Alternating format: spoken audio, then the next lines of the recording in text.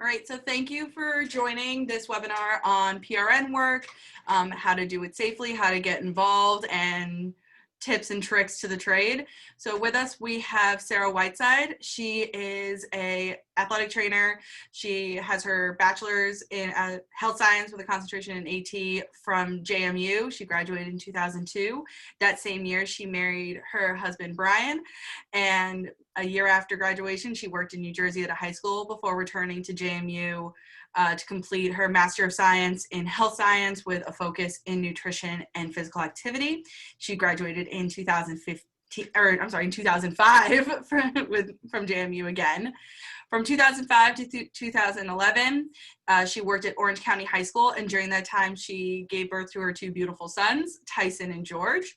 From 2012 to 2017, she worked at Chancellor High School. In 2016, she was the Virginia Secondary Athletic Trainer of the Year. She served on the Secondary School Committee, was chair of Honors and Awards, and for 2 years sat on the Board of Medicine Advisory Board for Athletic Training from 2015 to 2019. In 2015, she started her path in PRN work and ended up leaving full-time athletic training work in 2017 to focus on her family business, and to pursue some other entrepreneurial activities. Currently, she has launched a life coaching business as an intuitive body coach, and is finishing her certification in EFT tapping. And during all that time, also, she works with currently she works with dancers at the Orange School of Performing Arts, where both she and her son George dance and compete. So Sara, thank you so much for taking time out of what is apparently a very busy life and schedule to chat with me. Thank you, Devin. I am happy to come in and do this and speak with the young professionals. It's something that I wish we had available when I was a young professional. I wish I was still young, but at 40, I'm pretty seasoned at this point in the game. Even though I have left full-time athletic training, it is still a pretty big part of my life, both with working with the dancers and with the PRN work that I do. So when I was a full-time athletic trainer, I felt no need to go out and do extra PRN work. Could I have used the additional money? For sure, but it was something that, especially after I had kids, if I was working 5 days a week, I did not want to be out on the weekends as well. And so that is a lot of what plays into the choices that I make in terms of the PRN work that I do take now. So it is definitely something that, as I was considering leaving full-time athletic training, there were a few really major things that we had to look at. We owned a coffee shop, a drive-up coffee kiosk that my husband was running. And so when I would go, to work, he was in charge of the kids from noon onward and putting them to bed and everything. So that's one of the reasons why I did leave my full-time job, especially after both kids were in school, and I was only seeing them for an hour a day. So as we were gearing up to make that change, I knew I needed to pick up some extra cash somehow. And I've done that in several different ways. Like, I did help with the coffee shop. I actually painted house interiors this past year. So don't be afraid to reach out and go do other things that you just enjoy doing. But PRN work I knew was going to be a decent source of income for us. The other big choice that leaving my full-time job meant to us was that we were leaving employer-provided health insurance, which is huge. My husband is a chef, so he has really never had employer-provided health insurance. I always carried that for our family. And so at this point, 3.5 years in, I'm pretty good at navigating that healthcare marketplace. So if that is something that is a consideration for you and is one of those things that is holding you to your job, don't let that be the one reason.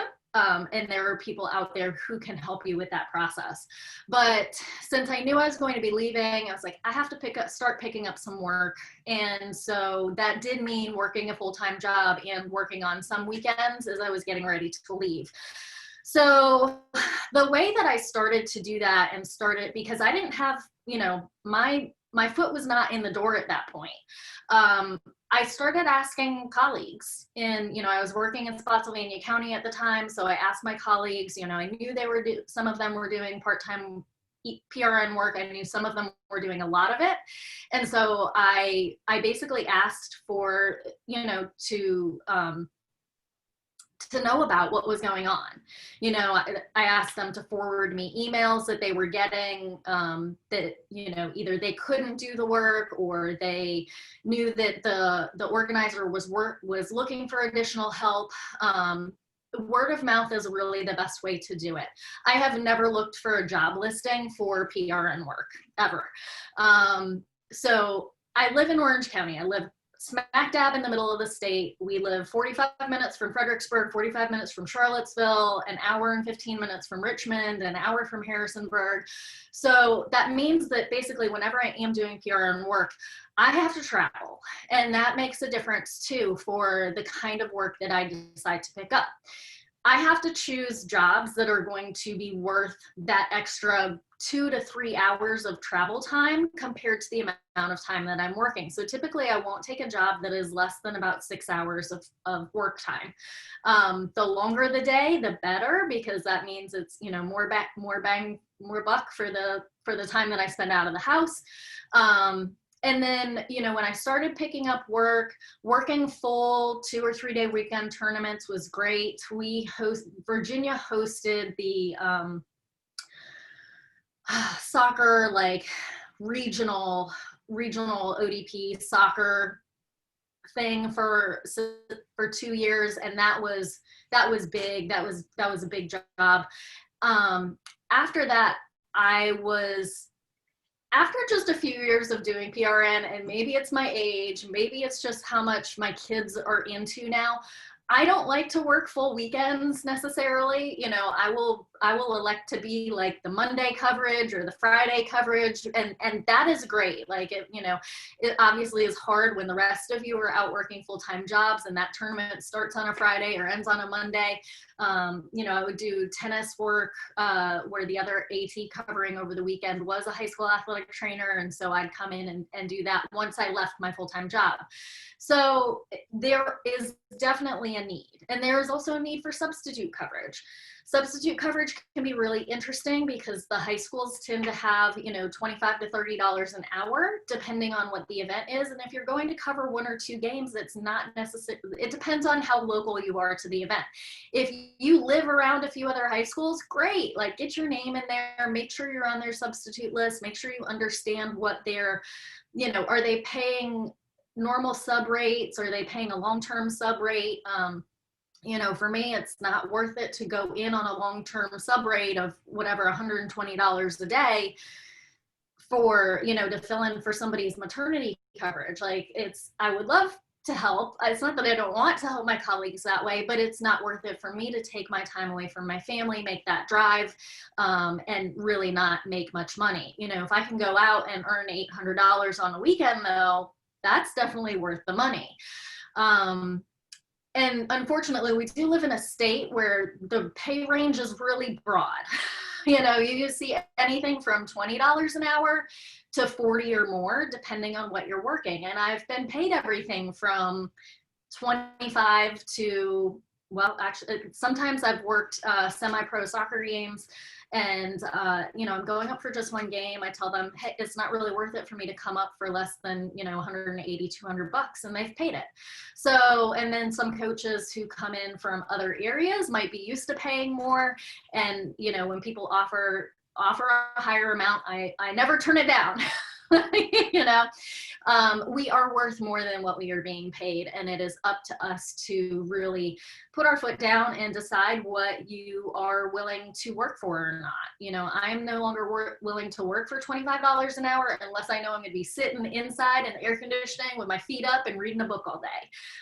Adult tennis tournaments. So, but when I signed up for that last adult tennis tournament and turned out it was outside, that was not worth $25 a day. And I went, sorry, I'm not going to be able to do this anymore unless your rates are going to go up. So typically Richmond area right now, we're making about $35 an hour. Fredericksburg area north is about $40 an hour. So, you know, it's worth it. And sometimes even, you know, I'll stay overnight at my parents' or my sister's house so that I'm not having to they live further north, and that makes it a lot easier on my body and, you know, my car as well. So that makes so much sense. So I know, obviously, when you're going through that negotiation process, especially the younger you are or the less experience you have, that can be really intimidating. You know, a lot of people think if I negotiate, they won't hire me again. Or, you know, I'm asking too much, I'm being too demanding. What would be some of your recommendations to people, you know, trying out that whole negotiation process to prove what their worth is? Because then, you know, $15 an hour, because there are people who are going to try to scrape that by, is not worth our time. But, you know, in like an area like Lynchburg, it's pretty common to get about $25 an hour. Where would you recommend starting in terms of that whole negotiation process? The first part is not being afraid to ask, because most times when you get an email or a text message and somebody's looking for coverage, they won't include how much. And that is my first question. I say, what are the hours and how much are you paying? Because that is my entire decision. If they're paying, you know, hey, if they're paying $60 an hour for 4 hours, I'll make that work. But if they're paying $30 an hour for 8 or 10 hours, you know, what is it worth to me? What is it worth to my time away from my family? Not that younger athletic trainers should be making less, absolutely not. But you guys do have a little bit more freedom to kind of, you know, make those decisions if that's what you want, because you don't have a spouse or children involved in that process. And for me, it was easier for me to have those conversations after I had kids, I think, because I was able to say, look, I can barely pay a babysitter for, you know, $20 an hour. I can't work for 30, you know, and people respect that. They understand that. And if you can say no to a job and tell them exactly why, it gives them a reason to sit back and think about, maybe we really need to raise our rates. I have worked for people for $30 an hour and told them, next time I do this, it will have to be 35 or I can't take the job. And they've agreed. So it really is, you know, I think sometimes, like, do you take the lower paying job to get your foot in the door? Sometimes you do. And it's once you develop a good rapport, they see that you are of value, and be personable.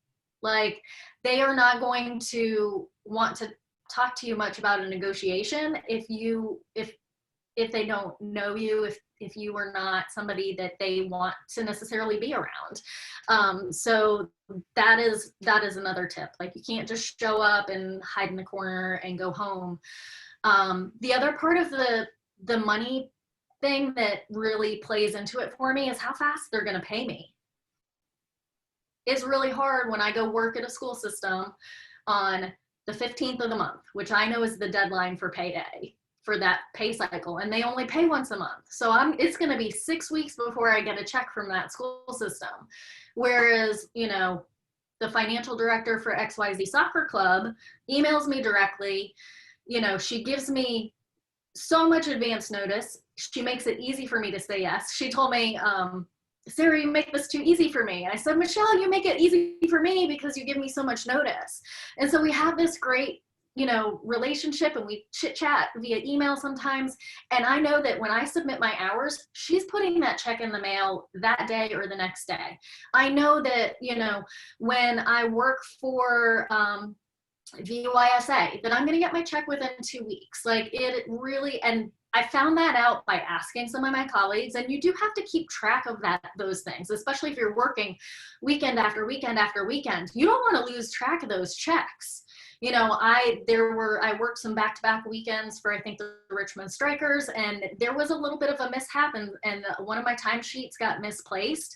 And actually, it may have been my fault. I don't remember if I submitted it or not. I thought I did. But we were able to go back and go, oh, no, that check that you did get was for the second week. We missed your pay sheet or your timesheet for the first week, so just go ahead and resubmit that. But if I wasn't tracking that, it would have been totally money out of my pocket, because nobody's going to chase you down to make sure that they're paying you. That's part of your job, is to make sure that you are getting those checks in the end. That makes a lot of sense, especially the more you work, it can be Mm-hmm. a lot. It can be a lot to try to track those tournaments. Yeah. What would you say? I know you have a huge display behind you, which I'm really excited to have you talk about, but before we jump into that, do you feel are some of the most important things from, a liability protection standpoint for us that you think is kind of one of those, if you don't have that or they're not offering you, are deal breakers, don't do it, warning signs, red flags, things like that? This was when I spent the 4 years that I did on the advisory board for athletic training. This is a topic that comes up on a regular basis. And our advisory board is not going to ever put forth recommendations. If there is something that gets changed, it's going to get changed within the law and our rules and regulations. That's it. They're never going to say, oh, you should have this in place before you take a job working PRN. I will say, much like, I feel like it's kind of similar to working in a high school. You have to have the rapport. You have to be a nice person. You have to be willing to smile and turn the other cheek sometimes when you feel like punching out that kid or that dad. It's just terrible, but you have to, because that is, obviously you're going to have your own liability insurance. There are plenty of companies out there that do that, and you can search any of the AT Facebook groups to figure out who's got the best rates right now. Right now, I have to actually go in, I have to add liability insurance for my coaching practice.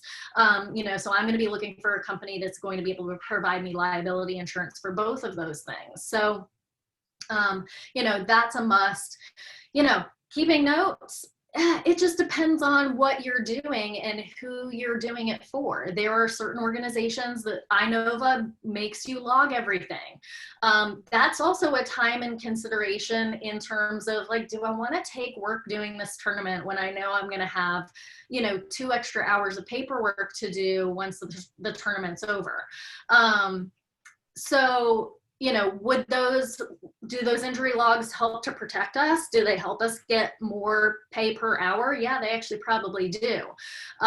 But you just have to do the best with what you have. Like, tournaments don't have medical directors. I'm sorry. We do what we are trained to do. But when we are working in those situations, we really are not doing much more than a first responder job.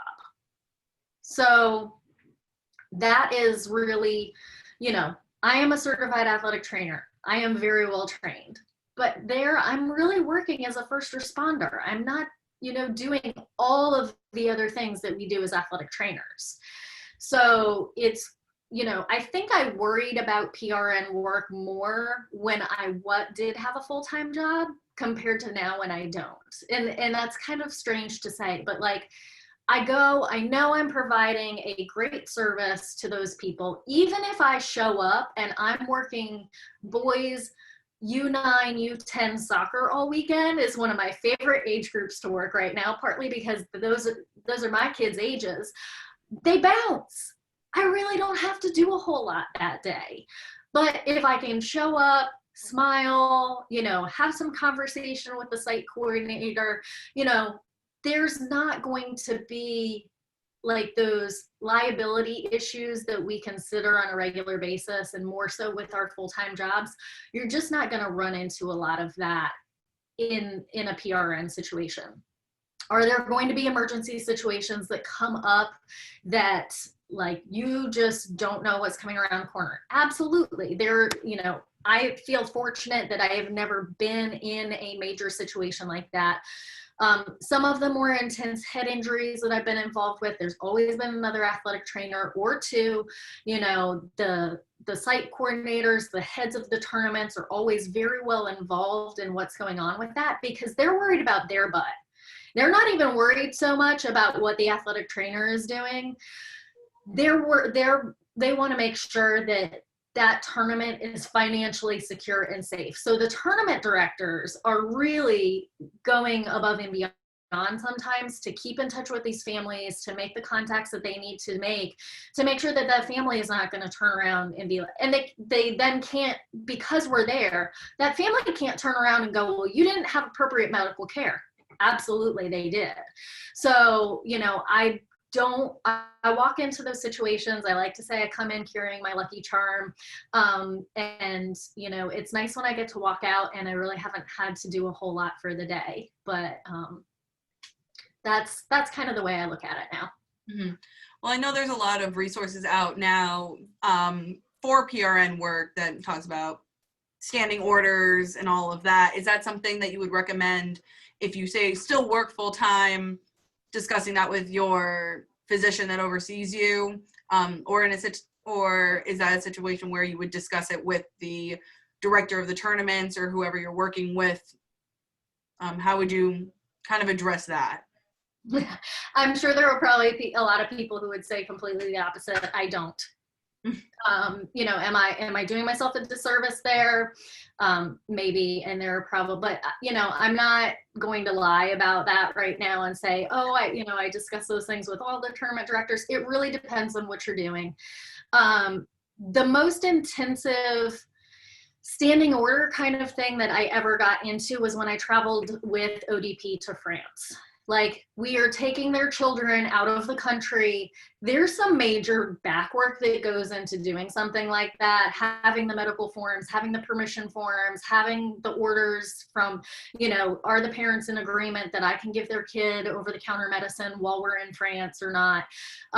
That's the most intensive involvement that I've had in looking into what standing orders are for a particular situation. But, you know, when I'm going in for, you know, just kind of the club soccer weekend, I really don't worry about it too much. I know I have a great relationship with the coaches and the directors that I work with. And if there was an issue, that we discuss it, you know, at that time, really. Okay. Awesome. So I know you obviously have this huge setup behind you. Can you go through what that all is? Yeah. We'll just say, George, I need some privacy, please. Thank you. Mom life. We are homeschooling full-time, not homeschooling, we're virtual schooling full-time right now. Okay, so I'm gonna move my screen up a little bit here.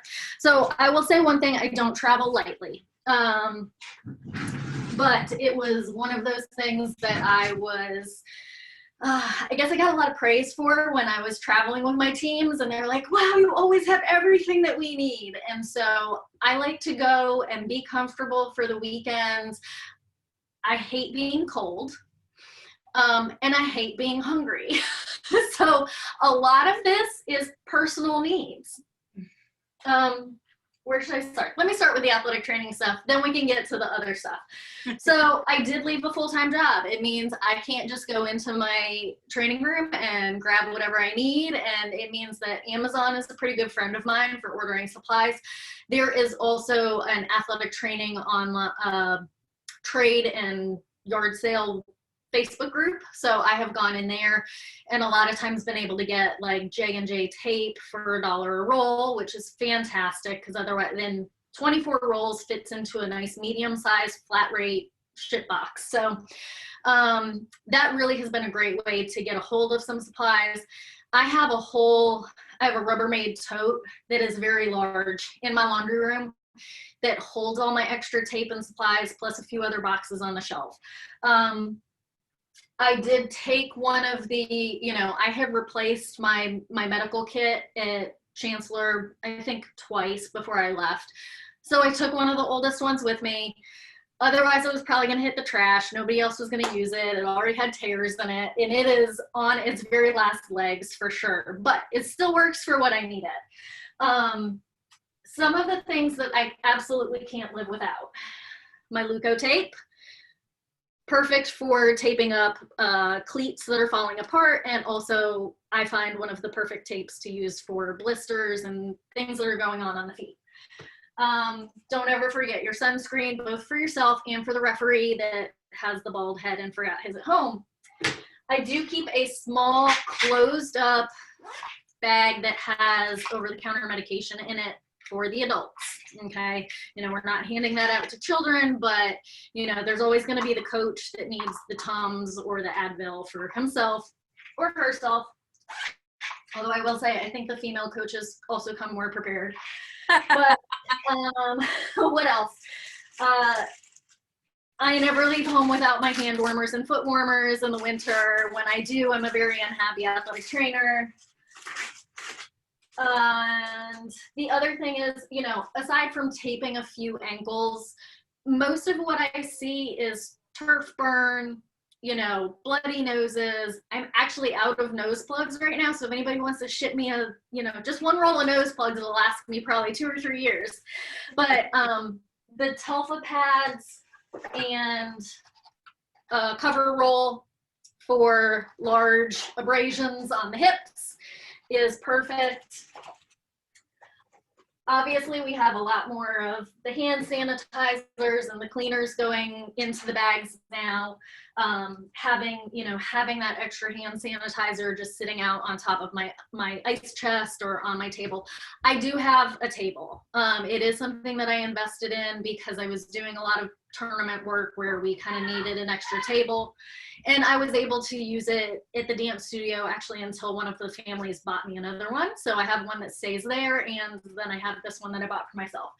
If you're going to invest in a massage table, make sure you get one with a cover. So they are, you know, I think I paid $100, but this one didn't come with the cover, and then I had to pay, I think, another $36 to buy the cover, which is really kind of too big for the massage table. It'd be great if I needed to stick extra stuff in it, but I really don't. It just doesn't fit well.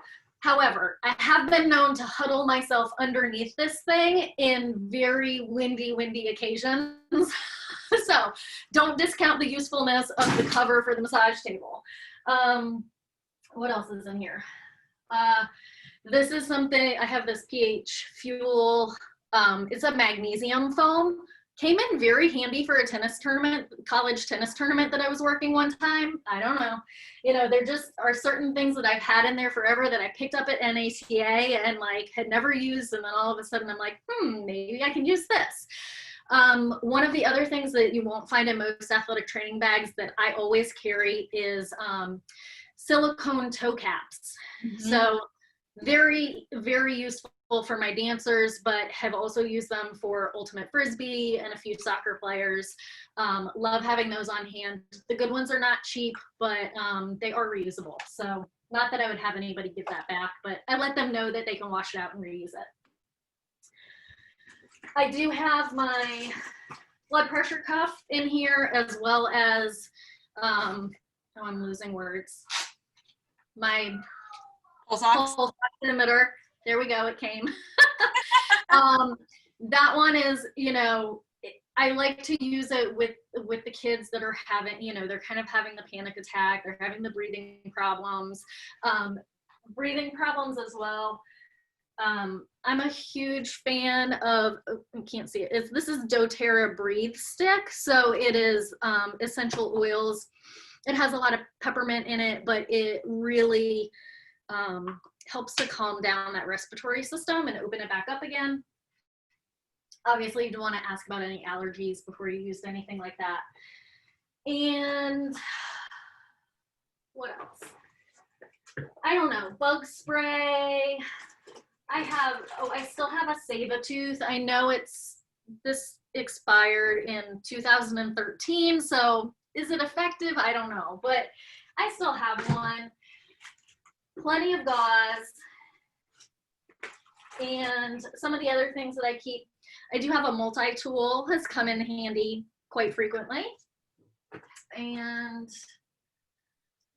I think that's about it in there. I do have in addition to the blood pressure cuff, I also have my stethoscope, which is handy on occasion. So that's what I've got in my kit. The rest of it, and I do carry, you know, an ice kit. Most of your sites where you're going to go they're going to need you to bring your own ice kit. So if you're lucky, they'll have ice there for you, but, you know, make sure you're planning your trip to your site with enough time that you're going to actually be able to stop. I like to be able to use a physical restroom in a building before I head to the site, because you never know what you're going to get when you get there, and pick up my ice. So just make sure that you have something preferably on wheels, because I take that, I stick my ice in it, and then there's usually enough room to stick my my lunch bag in there as well. So I'm a vegetarian. I have been for 3.5 years, I guess now. That means I have to bring all my food, because even the vegetarian subs are not like, it's like half of a snack for me. My most adored piece of equipment that I bring with me on site is my baby crock pot. One of those.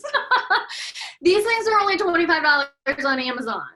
So I bought this 5 years ago. Okay, so it does have a plug, but I can hunt down an outlet in a lot of places. I have been known to climb myself up on top of a Pepsi machine to plug it in, because the closest plug that I could find was like up in the roof line of like a concessions building. Sometimes you have to go into concessions if they have a concessions there, be like, can I use one of your plugs? Or you go over to the site coordinator and you're like, can I borrow your power strip? So some of the things, I put chili in here, I'll put like rice and vegetables, so that, and I put so the rice is already cooked. This does not cook foods, okay? So you wouldn't want to put anything raw in here, but it heats them up to absolutely steaming, piping hot, so that by the time you get to the bottom of it, you're still not eating cold food.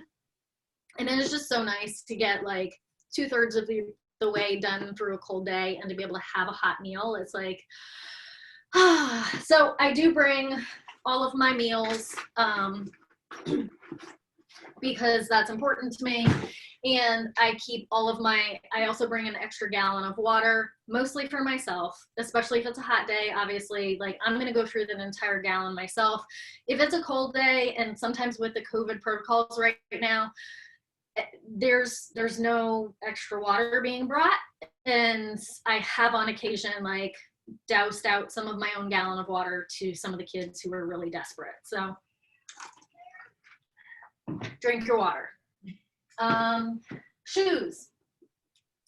It seems kind of like, you know, why are you talking about shoes? But cold gear, okay? Like, you need something that's going to keep your feet warm and dry. These are in severe need of being replaced. I've been wearing these for probably 7 years. Warm gear. I won't wear regular Crocs, but these Crocs I can run in and they don't fall off my feet, and I can wear them and my feet don't burn up on the turf. So, you know, because if I've got normal sneakers on in turf, like, that feeling of having my feet burn up is just miserable to me. So I do have these little Mary Jane Crocs that I love. I always bring shoes to change into before and after too, just so I have nice dry feet for the ride. And the other food thing that I bring on occasion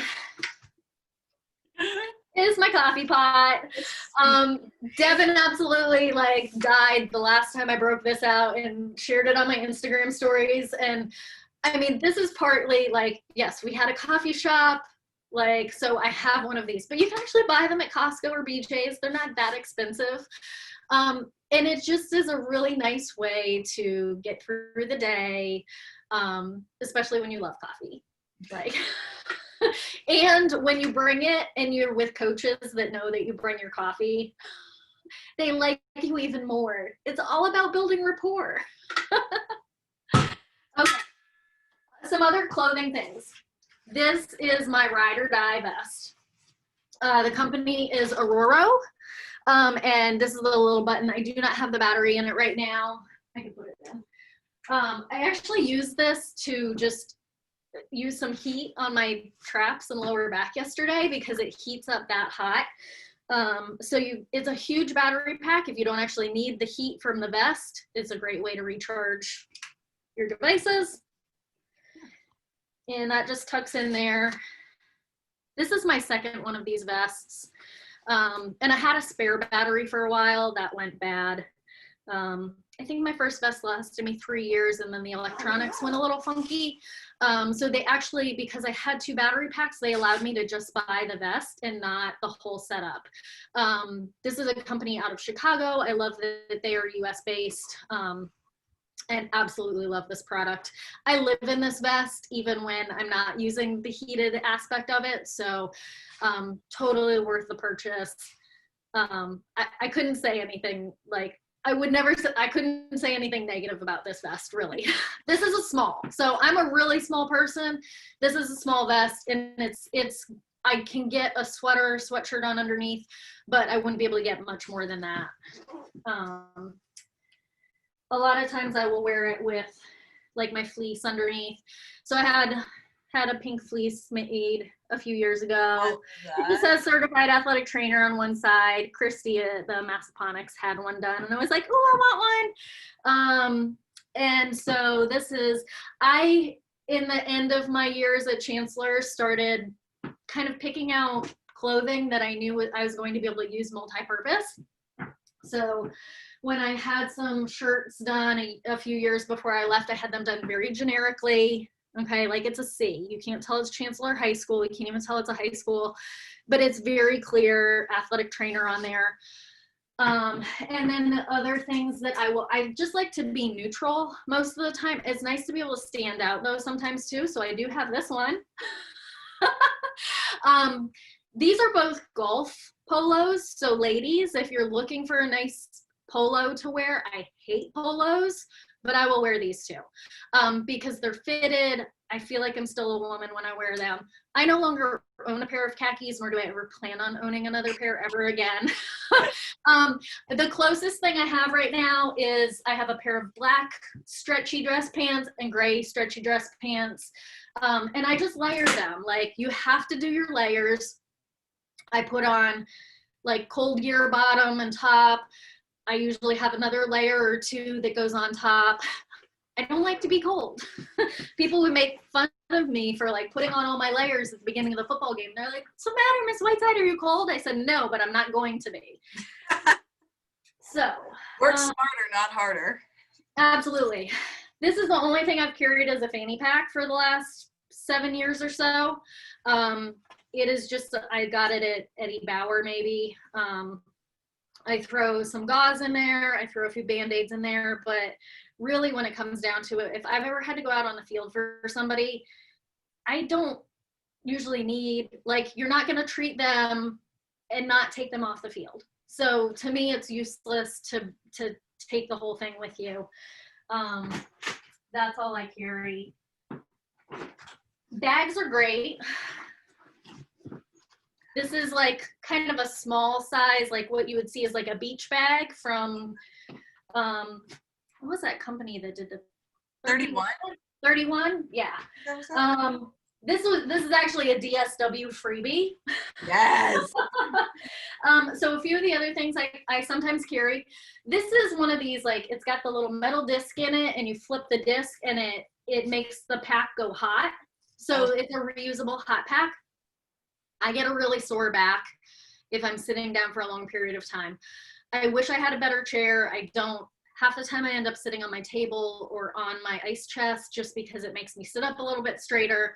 But whether I need it for the heat or just to keep my back a little bit more comfortable, this is very useful. I will oftentimes bring my foam roller. Most of the time it's for me and not necessarily the athletes. Don't bring your favorite one because you will lose it, which I did. This one fits in as a tiger roller. It actually fits into my bag, so I can zip it closed in there. Hat and sunglasses. Again, I like to be fairly neutral. This one's a Sundance. So, you know, I'm not like advertising my favorite sports team or anything like that. But here's the other thing. Bring a towel.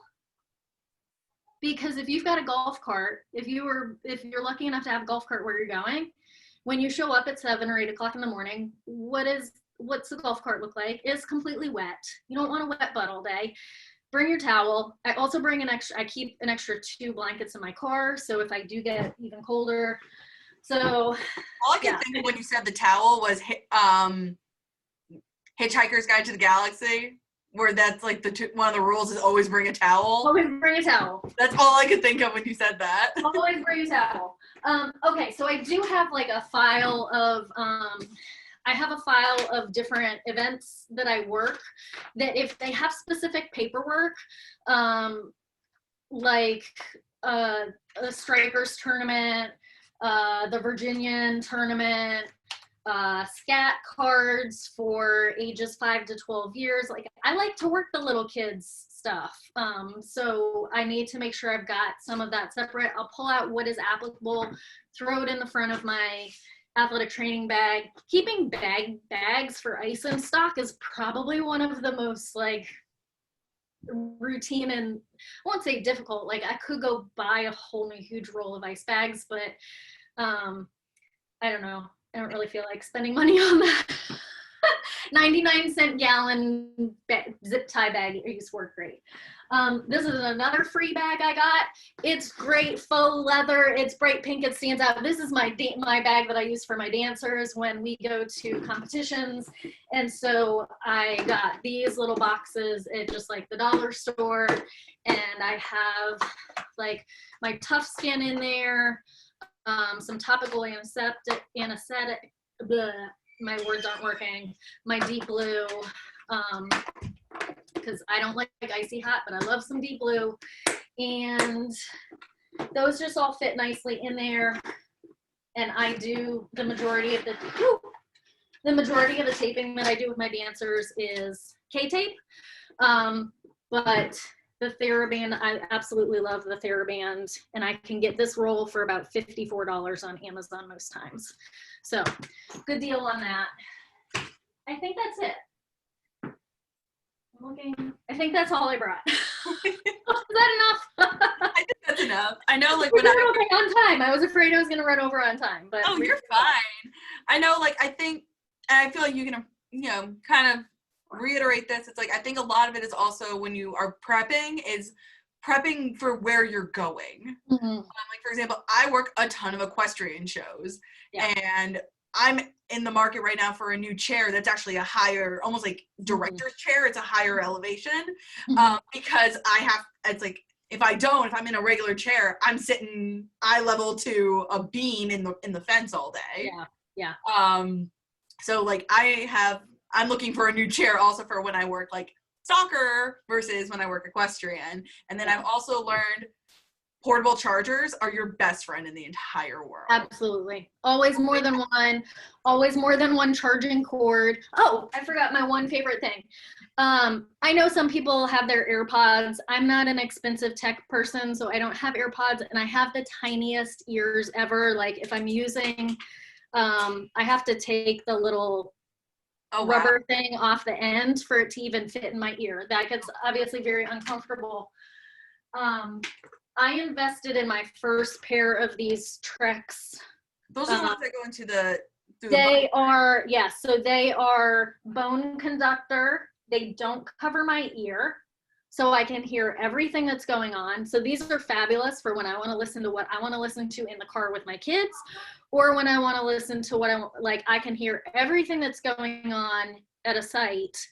And most people don't even necessarily recognize these as earphones. So they see it and they're like, they don't even think that I'm listening to anything because they don't really recognize them.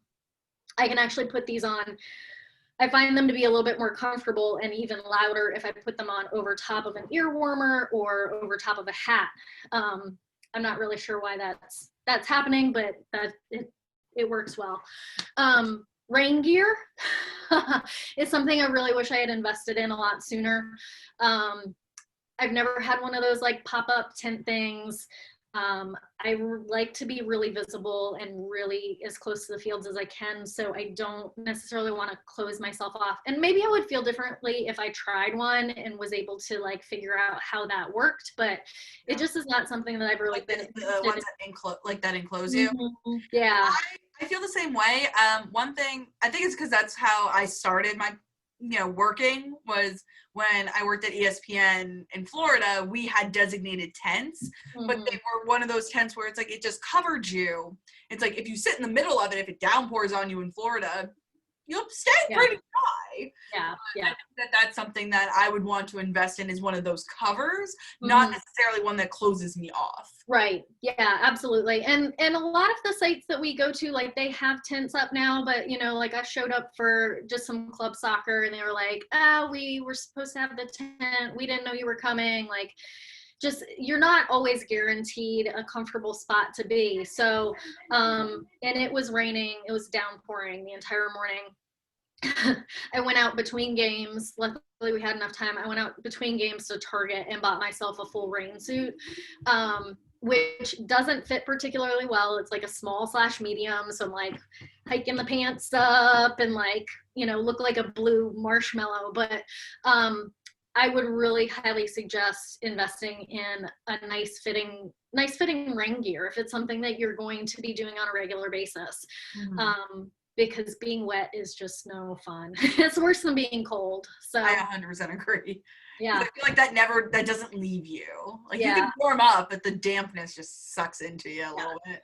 Yeah, it really is about preparing for what type of event you're going to go to, because I'm going to prep totally differently if I'm going to be indoors. Like I'm still going to bring my food, I'm still going to bring my kit, but if I'm working a wrestling tournament, I'm not necessarily even going to bring my table. Like a lot of times I bring my table and I just leave it in the car. Like once I get there and figure out what the setup is. But like I've also worked gymnastics tournaments over the weekends, and I definitely want my table for that. I've worked soccer, mostly soccer. I have worked gymnastics, ultimate frisbee, lacrosse, tennis, wrestling. Going to France with ODP was one of my most it was one of the hardest jobs I've ever done, but the most rewarding at the same time.